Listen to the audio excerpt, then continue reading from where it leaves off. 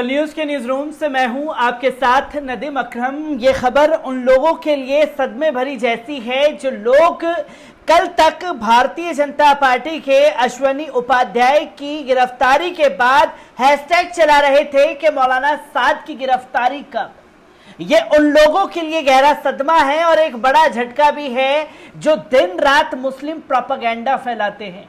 और मुस्लिम प्रोपेगेंडा में जितनी वो नफरत फैला सके, अपनी दिमाग की गंदगी जो गोबर गौमूत्र इनके दिमाग में भरा हुआ है, वो जब तक अपने दिमाग की गंदगी लोगों के सामने ना रख दें तब तक इन्हें चैन से नींद नहीं आती है। क्योंकि आज जो कोर्ट ने तबलीगी जमात और मौलाना साद साहब को लेकर के फैसला सुनाया है, इससे यकीनन इनकी रातों की नींद उड़ने वाली है। और नींद इसलिए भी उड़ने वाली है क्योंकि इन्होंने तो निजामुद्दीन मरकज के नाम पर इस कदर गंदगी मचा दी थी कि सारी हदें पार कर दी गई थी। जहां थूक करके चाटने वाले तबलीगी जमाती, नंगे नाचने वाले तबलीगी जमाती, तमाम बातें जो हैं मीडिया के जरिए सामने हुई और मीडिया ने अपने दिमाग की गंदगी जो आका ने ऑर्डर किया उसके नाम पर फैलाई। और उसके साथ साथ जो तस्वीर देखने को मिली पूरे देश से कि एक तरफ सलीम के बेचने पर सब्जी बैन था तो राकेश आसानी से सब्जी बेच सकता था। ये तस्वीर लगातार देश भर से सामने आ रही थी, जहां पर इतनी नफरत फैला दी थी कि दूसरे समुदाय के लोग मुस्लिम समुदाय से नफरत करने लगे थे। पर उन नफरतों के मुंह पर एक एक कर जिन जगहों पर तबलीगी जमात को लेकर के नफरत फैलाई गई, हर जगह से थपेड़े कोर्ट के जरिए इनके मुंह पर लगे हैं। और असल में बात थी दिल्ली पुलिस की।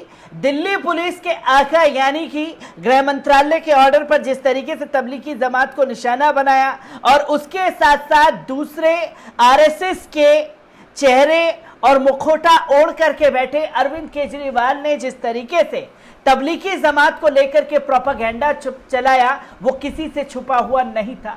आज तमाम लोगों के मुंह पर एक करारा तमाचा कोर्ट की तरफ से जड़ दिया गया है। और क्या फैसला सुनाया है, एक बार इस पर नजर डालते हैं।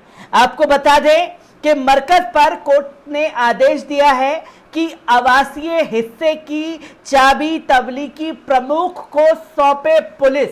यानी कि मौलाना साद साहब को चाबी सौंपने के लिए दिल्ली पुलिस को ऑर्डर दिया गया है। इसके साथ साथ कोर्ट में क्या कुछ हुआ है, एक बार इस पर भी नजर डालते हैं। दिल्ली हाई कोर्ट ने पुलिस से निजामुद्दीन मरकज के आवासीय हिस्से की चाबी 2 दिन के भीतर तबलीगी जमात के प्रमुख मौलाना मोहम्मद साद साहब को सौंपने को कहा है। कोर्ट ने मौलाना साद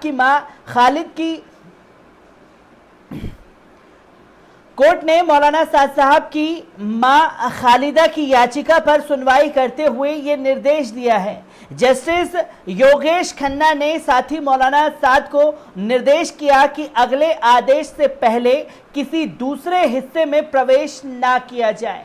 याचिकाकर्ता ने प्रतिवादियों को 168 बस्ती हजरत निजामुद्दीन नई दिल्ली 13 में याचिकाकर्ता के आवासीय परिसर की चाबियां तुरंत सौंपने और परिसर में प्रवेश से बचने के लिए निर्देश देने की मांग की थी। द इंडियन एक्सप्रेस की रिपोर्ट के मुताबिक याचिका पर सुनवाई करते हुए जस्टिस योगेश खन्ना ने पुलिस से कहा, क्या कौन सा सेक्शन लगा रखा है आपने? आप धारा 60 यानी कि इंडियन एविडेंस एक्ट और धारा 310 सीआरपीसी कह रहे हैं। धारा 60 कुछ और है। किसी साइट को संरक्षित करने का मतलब ये नहीं है कि आपको उस पर ताला लगाना होगा। आप तस्वीरें लेते हैं, सब कुछ करते हैं और फिर हट जाते हैं। ये क्या है जो आपने तबलीगी जमात पर ताला लगा दिया? और आपको तबलीगी जमात पर, खासतौर पर निजामुद्दीन मरकज पर ताला लगाने का अधिकार किसने दिया? किसके कहने पर ये हरकत को आपकी तरफ से अंजाम दिया गया है। तो वहीं आपको बता दें कि कोर्ट ने कहा हम वहां रहने वाले लोगों को उनके अपने घरों के अलावा किसी गेस्ट हाउस या किसी दूसरी जगह रहने की अनुमति नहीं दे सकते। जो अपनी श्रद्धा से वहां पहुंचते हैं वो वहीं पहुंचेंगे।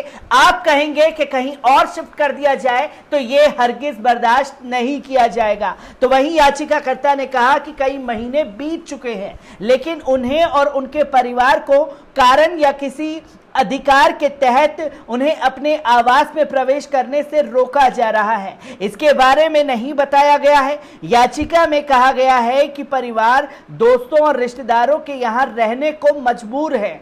निजामुद्दीन मरकज, जिसमें एक मस्जिद, एक मदरसा और आवासीय हिस्सा शामिल है, पिछले साल तबलीगी जमात आयोजन को लेकर विवाद और एफआईआर दर्ज होने के बाद से काफी हद तक बंद है। एफआईआर में पिछले साल मार्च में हजरत निजामुद्दीन में मस्जिद में एक कथित धार्मिक आयोजन पर कोविड-19 प्रोटोकॉल के उल्लंघन का आरोप लगाया गया था। तो वहीं आपको बता दें कि तमाम चीजों के बारे में कोर्ट ने अपनी बात को रखा है और कोर्ट ने साफ तौर पर फटकार लगाई है, जिसमें याचिकाकर्ता की ओर से वरिष्ठ अधिवक्ता रेबेका जॉन ने कहा कि ये धाराएं वर्तमान मामले पर लागू नहीं हैं और उनके मुवक्किल का आवास नहीं छीना जा सकता। अभियोजक पक्ष के वकील अधिवक्ता अमित अहलावत ने कहा कि निवासी प्रासंगिक समय पर कोविड-19 प्रोटोकॉल का उल्लंघन करते हुए रहे थे।